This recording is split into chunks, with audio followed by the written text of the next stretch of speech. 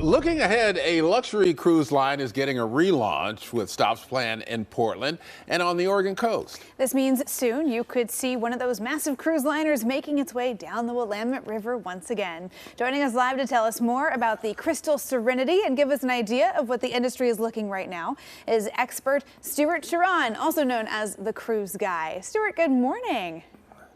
Morning, Emily and Ken. How are you? And I'm in Verona, Italy, so buongiorno to you.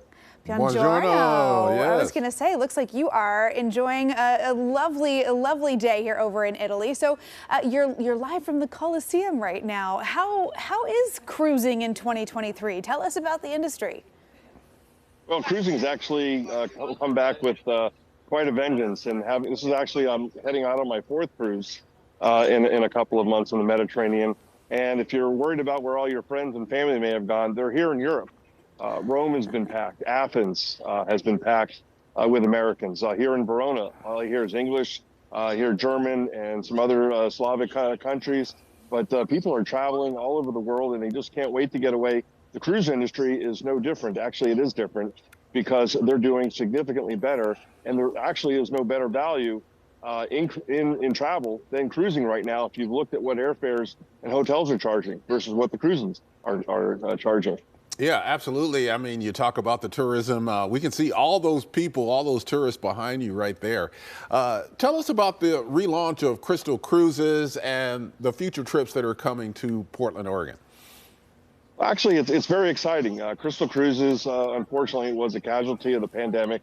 They have a brand new ownership group, which includes the founder of Silversea Cruises, which is now owned by Royal Caribbean, and Abercrombie and Kent. So it's a very financially sound company. It was just a wonderful company before it started back in the early 1990s.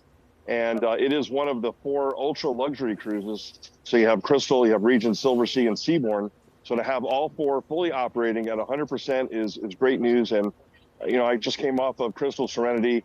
It's unbelievable what they did. They took so much of that ship down to steel and rebuilt the ship. It looks better today than it did 20 years ago when it debuted. But the service and the food was just mind-boggling. And I'm thrilled to see the future success of this brand.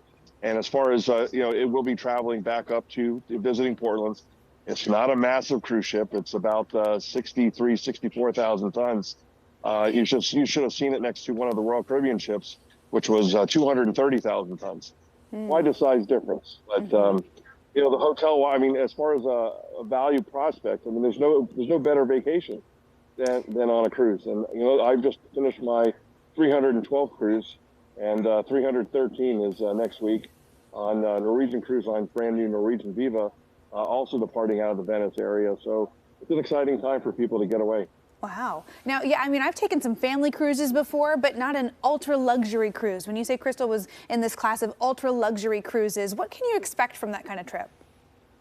Well, the service level, to me, it's like a floating peninsula hotel.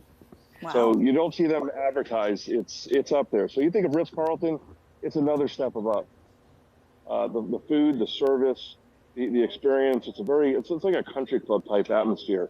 The crew, they immediately know your name, and if you sailed with them before, they remember you. And the service levels, the quality of the food, the dining experiences that you have, the restaurants, the activities on board, it's just, I mean, everywhere you go, it's good morning, good afternoon. I mean, it's just a very touchy-feely, it's a luxury experience. A lot of people like to, they feign luxury, but this is really as good as it gets. Yeah, I like the Ritz Carlton reference. In fact, we've got a new Ritz Carlton hotel that will open up this fall here in Portland. So that's a good comparison that people need to know.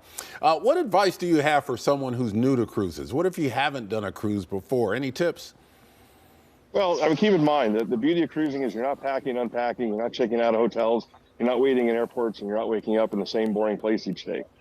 It's a wonderful experience. And a lot of people, back when I started, let's say in 1989, they wanted to take a few days. You don't need the few days. It's great to get away for a week. It's just a wonderful experience. Whether it's the Caribbean, there's still last minute opportunities to head up to Alaska. Mexican Riviera is another popular destination. for people out of Portland. But all I can tell you is the Mediterranean, still this time of year, the temperatures have dropped from where they were in June. They're in the upper 70s, low 80s right now. So it's been very nice. And it's just a vacation that you can really be comfortable and, enjoy versus, running for those planes. And, each day you're in a new place. And if you don't want to get off the ships are destinations to themselves. Right. You're never not in a relaxing vacation spot. That's for sure. Well, Stuart, thanks so much. We appreciate all the tips from the cruise guy. Thanks for joining us, and enjoy the rest of your trip there in Italy. Thank you. To learn more about the Arrivederci. To learn more about the Crystal Serenity and to book a cruise, you can check out crystalcruises.com. And now I'm wishing I had a European vacation coming up. I wonder if he knows how to say hello and goodbye in every language in every country that he goes to. I don't know.